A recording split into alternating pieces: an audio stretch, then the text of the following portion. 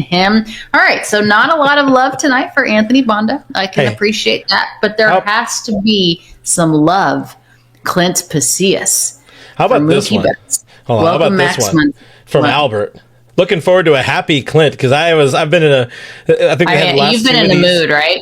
You've been in a mood.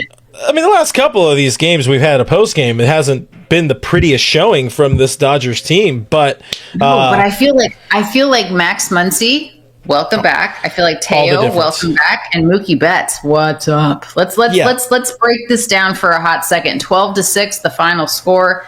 Dodgers first time scoring in double digits since June 22nd. That's a long time ago. That is a long time since the boys have put a lot of points on the board. And, I mean, listen, you got to talk about Mookie in this game. I want to do that in a little bit. What I really want to talk about is our Lord and Savior, Maxwell Steven Muncy, because Muntz is back.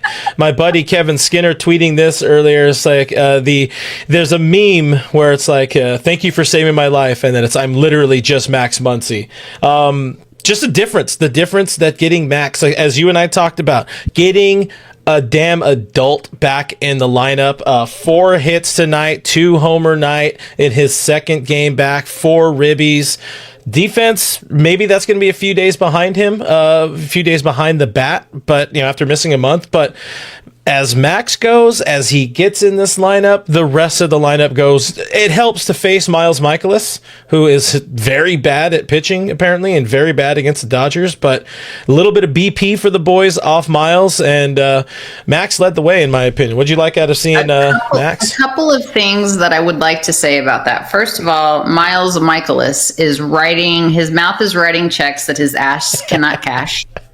Number 2, happy birthday, Kelly Muncy, the wonderful woman behind Maxwell Muncy. It's her birthday today. Happy birthday, Kelly. We love you. Max Muncy, whatever happened to him, if he was 0 for 4 tonight, I would have given him a pass because you're coming off the IL. You're waiting for your timing to be right. You're waiting to just get back in the groove. And he was awesome. Awesome. So all of the production that we got from Max Muncy was a bonus. What I think is really important to talk about is the fact that Mookie Betts, my God, did you see the monkey, the size of Dodger Stadium, come off of Mookie back? Good Lord. That was pretty. That was fun. I loved watching the dudes in the bullpen run to the gate like it was I don't know, I guess Christmas morning to watch Mookie Betts get that double in the second inning. That's the biggest thing. Look, you could say all of the, have all the accolades and good things about Max. Teoscar had himself a hell of a game, but this is big. Mookie Betts being all the way back, because it felt a little bit different. 3 for 4, the double with the walk mix in there. I mean, he looks like a baseball player again. I'm not even saying that he's all the way back. I mean, just the fact that, again, he was batting 2 tonight, batting in that 2 hole. Dave Roberts said he's not going to move him down any further in the lineup. You and I had talked about it with Adrian Gonzalez on Monday. Perhaps you move him way down, maybe 6th or 7th to take the pressure off of him. Adrian said no, that's not it. It's not where Mookie was hitting in the lineup. Dave Roberts agreed. They kept him in the leadoff spot, the 2 hole. But God, you have to.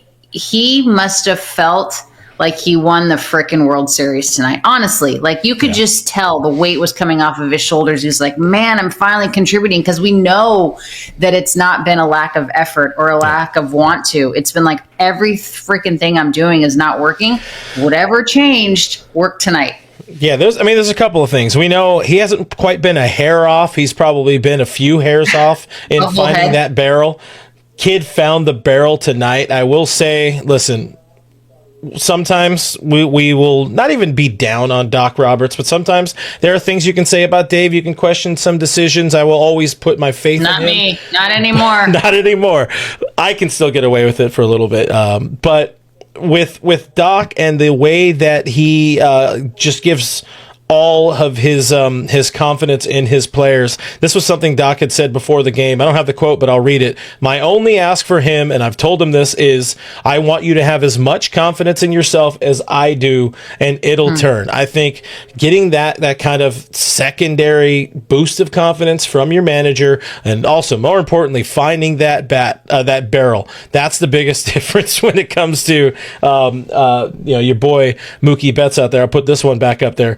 Breaking an 0 for 22 slide. And I do want to call out somebody in the chat here, because tell me you don't know baseball without knowing baseball, or that you haven't been watching the teams. But Antone, if I'm saying that right, says, talking about the bullpen getting jiggy with it for a double. Embarrassing. Have you watched Mookie? Yeah, over the last entire doesn't season? know, but that's okay. That's okay. Listen, we're not gonna listen. We're not gonna shit on the people in our chat. But it's Anton. You need to understand that Mookie Betts has struggled mightily the entire season, and whether he would have gotten a dribbler down the line that he tripped over and fell and rolled in and somersaulted into first base safely, we would have been cheering for that. I mean, this has been a struggle.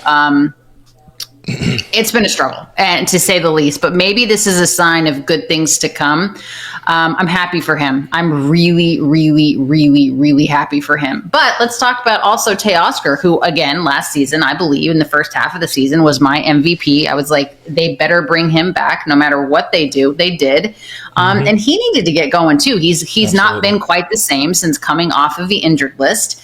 But he looked really good tonight. And I felt like, my gosh, it's like, so Jill Painter-Lopez is at the game tonight, and she is going to be my co-host on Thursday because you, much deserved, well-earned, are going on vacation. But Jill was there tonight, and we were just kind of conversing back and forth, talking about the show on Thursday, but also just the fact that she's there watching the game and stuff. And she's like, really good game, obviously, from Mookie and Teoscar and Muncy. I said, as I talked to you, I said, Muncy gets a pass because you just didn't know what you were going to get from him. But Mookie and Teoscar got to get it going, right? In order for this team to continue to go in the direction that they want to go, it's a very slim margin right now in the division. I still think the Dodgers win the division. It's a foregone conclusion, in my opinion, that they're going to the postseason. But 3 games is a little bit too close for comfort. And in order to get a bigger gap in the division, they've got to start separating themselves. And in order to do that, the Mookies of the world, the Teoscars of the world need to hit where they're capable of hitting. And that all kind of came together tonight. And that was really great to see.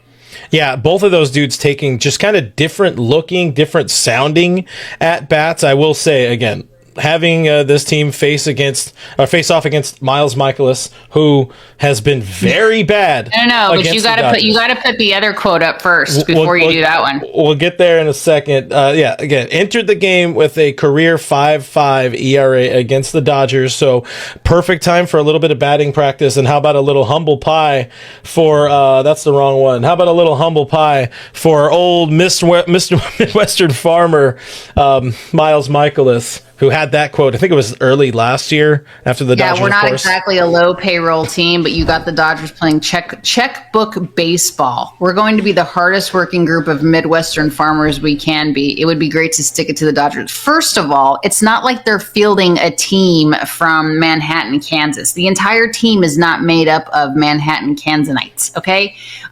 Midwestern farmers, you happen to be in the Midwest, but the team is not fielded by a bunch of Midwesterners. And first of all, yes, Midwesterners are incredibly hardworking people, but the whole thing of checkbook baseball, shut up. Just stop. You have a 5.5 ERA. Shut up. And an ERA over 5 over his last 89 starts.